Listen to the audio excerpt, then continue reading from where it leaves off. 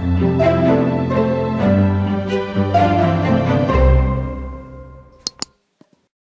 information discussed in this PILCast episode are merely opinions and do not constitute formal policy or legal guidance of any kind.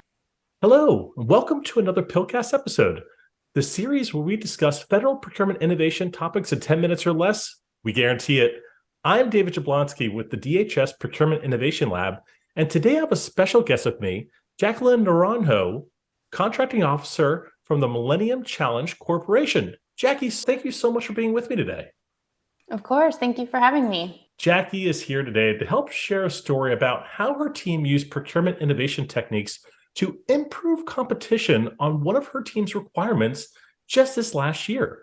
Now, this story is also featured in our Welcome to the Neighborhood section in our FY 2023 PIL Yearbook, so be sure to check that out in the comment section below. Now, Jackie, can you provide us a short overview with what your team was buying for this particular requirement that you use these outreach techniques for? Sure. So the intent was to set up a multiple award blanket purchase agreement and also to award a first call order. And the specific services for the blanket purchase agreement were basically recruitment services. MCC has a model where we have international partners. Our partner countries are overseas, and each partner country that we grant funding to has to set up what we call an accountable entity, which is sort of like a mini company to manage the grant funding that we give them. And so these entities need to be staffed up in a quick manner in order for them to start sort of spending on this money as soon as possible. And so the services we were procuring was for recruitment services to help us staff those accountable entities in our partner countries. Okay, got it. All right, that sounds very important to the mission itself. So it sounds like it's a really important requirement. And what FAR part were you working in for this particular requirement?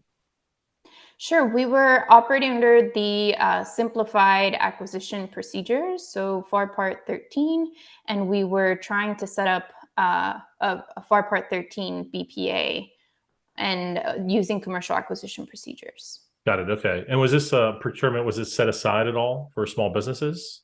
It was not. It was not set aside based on a lot of market research that I believe we'll get into a little later. That sounds great. All right. So now, can you discuss for us or share with everyone just what your acquisition strategy was for this particular procurement? Yeah. So we used the advisory down select technique to structure the procurement. So we had two phases. Phase one was about technical capability. So we sort of wanted to establish which vendors actually have the capability, the basic capability to meet our needs before having them move on to the more detailed phase two. So we got 7 responses in phase one, and we advised 3 of those 7 to move on to phase two.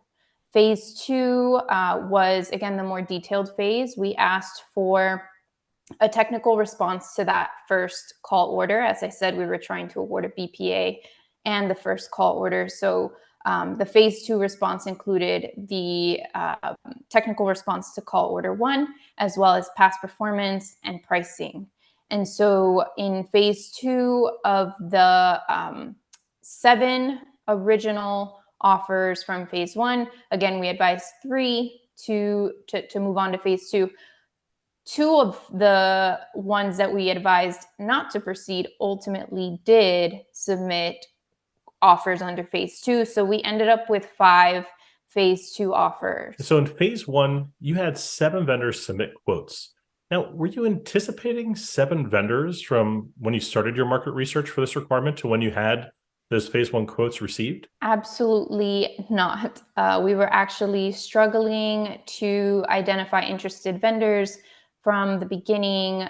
We had failed procurement that sort of drove a lot of our market research, where it was for a standalone requirement for one particular country that did not yield any successful offers. And so we kind of had to go back to the drawing board.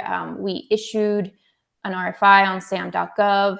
We issued 2 RFIs through GSA's Market Research as a Service platform.